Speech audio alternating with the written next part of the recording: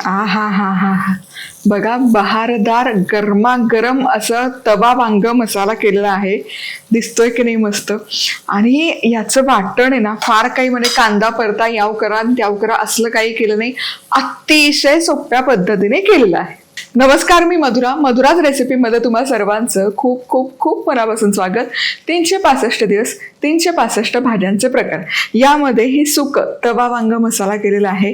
भन्नाट होतं, जबरदस्त होतं, फटाफट होऊन तयार होतं आणि फटाफट गटकन ते संपतं देखील याची खात्री मी तुम्हाला देते. चला, साहित्य काय घेतलं ते बघूयात. आपलं नवं कोरं करकरीत चॅनल आहे बघा. अशा चमचमीत, झणझणीत, चटपटीत आणि गोडच गोड रेसिपीसाठी मधुराज रेसिपी पटकन सबस्क्राईब करा. मधुराज रेसिपी, महाराष्ट्राची अस्सल चव. चला, आता सगळ्यात आधी आपण याचं वाटण तयार करूयात. अगदी बेसिक साधं सुधं वाटण आहे. कांदा बिंदा परतायची गरज नाहीये. तर इथे पांढरे तीळ आधी छान भाजून घ्यायचे. तीळ करपले नाही पाहिजे, पण खमंग असे भाजले पण गेले पाहिजे. तीळ भाजले गेलेत कसं ओळखायचं हे बघा. हे असे चटचट उडायला सुरुवात होते आणि याचा रंगही बदलतो. या स्टेपला हे बघा, हे तीळ फुटायला लागले की लगोलग काढून घ्यायचे. याच कडल्यामध्ये आता शेंगदाणे घालूयात आणि शेंगदाणे पण छान भाजून घ्यायचे. करपवायची गरज नाही, फक्त हलकेसे भाजून घेऊया. शेंगदाणे देखील हलके भाजत आले. हलकासा रंग बदलला आणि याचं आवरण हलकं हलकं फुटायला सुरुवात झाली. चटचट आवाज आला. आता यामध्ये सुकं खोबऱ्याचा केस आणि जिरं देखील घालूयात आणि हे भाजूयात. खोबरं करपवायची गरज नाहीये. ही कढईची उष्णता आहे ना, त्याच्यात ते भाजून निघतं. आता गॅस बंद केला. हे बघा, या उष्णतेमध्येच हे छान खरपूस असं भाजलं गेलंय खोबरं. आता हे मिश्रण हलकंसं थंड करायला ठेवूयात. चला, इथे 4 चमचे तेल गरम करून घेतलं आहे. अरे, ऑइल जार आपलाच आहे. मधुराज रेसिपी club.com वर खरेदी करू शकता. यामध्ये कांदा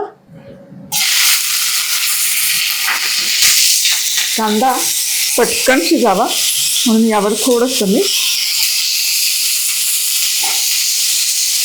कांदा अर्थातच बदामी रंगावर परतून घेऊया.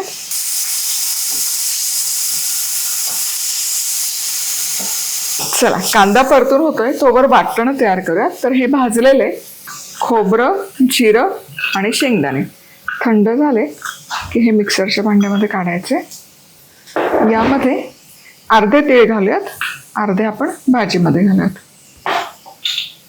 आलं, लसूण, कोथिंबीर.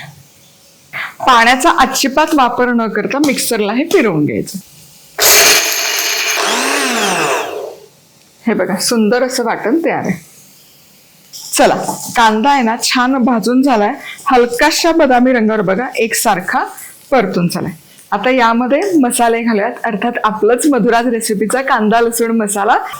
आणि मधुराज रेसिपी club.com वर तुम्ही आपले मसाले खरेदी करू शकता. 2 चमचे घालते. 2 चमचे कांदा लसूण मसाला आहे. तर 1 चमचा गोडा मसाला आणि 2 चमचे बॅडगी मिरची पावडर. यामुळे ना पदार्थांना रंग खूप सुरेख येतो आणि ॲट द सेम टाइम पचायलाही खूप हे हलकं जातं. त्यामुळे थोडी जास्त जरी बॅडगी मिरची घातली तरी अगदीच काहीच हरकत नाही. आता हे मसाले मिसळूयात. मसाले तेलात घातले की काय कमाल सुवास तरवळतोय तुम्हाला सांगते. आता यामध्ये जे वाटण आपण तयार केलं ते लावूयात. सो वाटण जितकं केलंय त्याच्या अर्धच मी घालते. उरलेलं वाटण वाया जात नाही. हे रूम टेम्परेचरवर पण छान टिकतं आठवडाभर आणि फ्रीजमध्ये म्हणलं तर अगदी महिनाभर पण टिकतं. आता हे देखील मिसळूयात आणि 1-2 मिनिटं वाटण हे कांद्यासोबत परतून घेऊयात.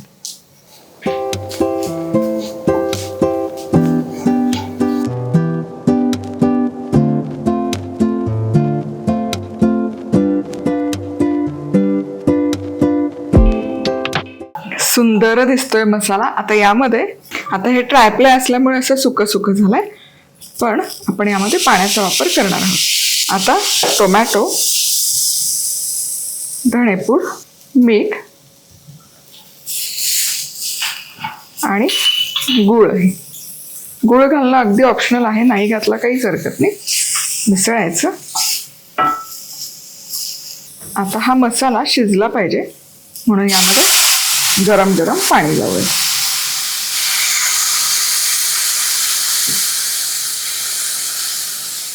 हे छान मिसळून घेऊयात. वाह, आता बघा काय सुंदर दिसतंय. आता जसं की तुम्हाला माहिती आहे, मी वांग चिरून आहे ना, मला आवडत नाही की ते पाण्यात घालायचं. मी लगोलग चिरते, लगोलग या मसाल्यामध्ये घालते.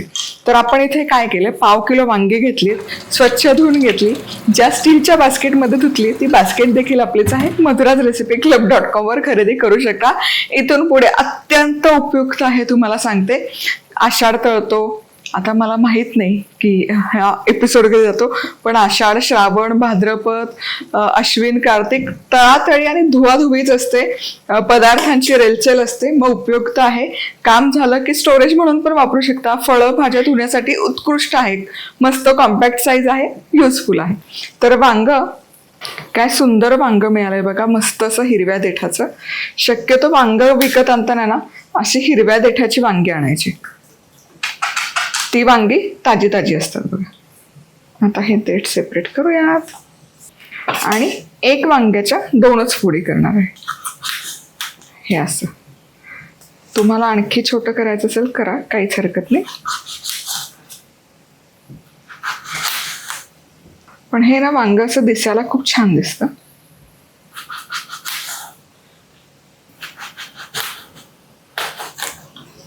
आता ही लगोलग या मसाल्यामध्ये घालूयात. ज्या बाजूने चिरली आहे ती तेलात घालूयात, म्हणजे ती काळी नाही होणार उष्णतेने.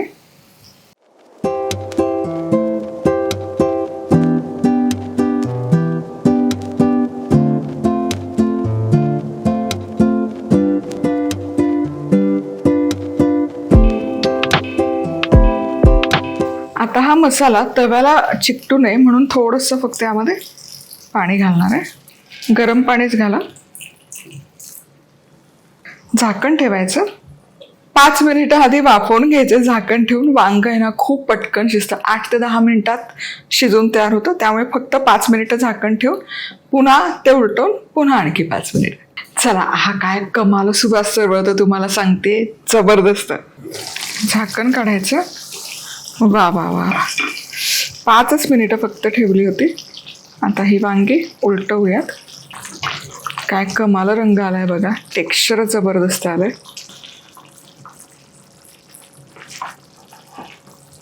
पुन्हा झाकण ठेवूयात आणि आणखी 5 मिनिटं हे वाफवून घेऊयात.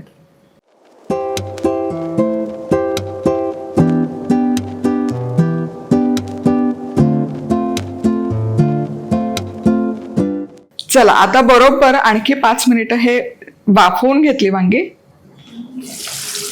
वाह, बहारदार, आहा हा हा, काय दिसतायत. आता यावर अर्थातच कोथिंबीर.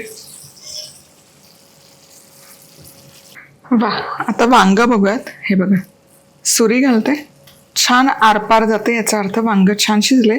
आणि देठाकडे कायम चेक करायचं, देठाकडची बाजू शिजली पाहिजे. देठाकडची बाजू कच्ची असेल तर याचा अर्थ वांग देखील कच्चं राहील. आता हे जे उरलेले पांढरे तीळ आहेत हे नंतर असे भाजीवरून पेरायचे. हे दाताखाली आले ना की छान लागतात चवीला आणि दिसायला पण बहारदार दिसतं. चला, आता मिसळते. बघा, परफेक्ट सुकं वांग मसाला झाला की नाही. वा वा वा वा वा, बघा काय सुंदर दिसत आहेत वांगी. आ हा हा हा, क्या बात आहे. या प्रकारे ना वांग मसाला करून बघा, तुम्हाला सांगते बहारदार होतो. वाट कसली बघायची, म्हणजे डब्यात नेला तर उत्कृष्ट रेसिपी आहे. जसं वेळ जातं आणखी ते सुकत जातं. डब्यात नेला उत्कृष्ट आहे. पोळी भाजी, गरम गरम वरण भात आणि सुकी वांग्याची, तोंडाला पाणी सुटलं, लगोलग करून घ्या. पुन्हा भेटूयात. तोवर मस्त राहा, खुश राहा, आनंदी राहा. सगळ्यात महत्वाचं खात राहा.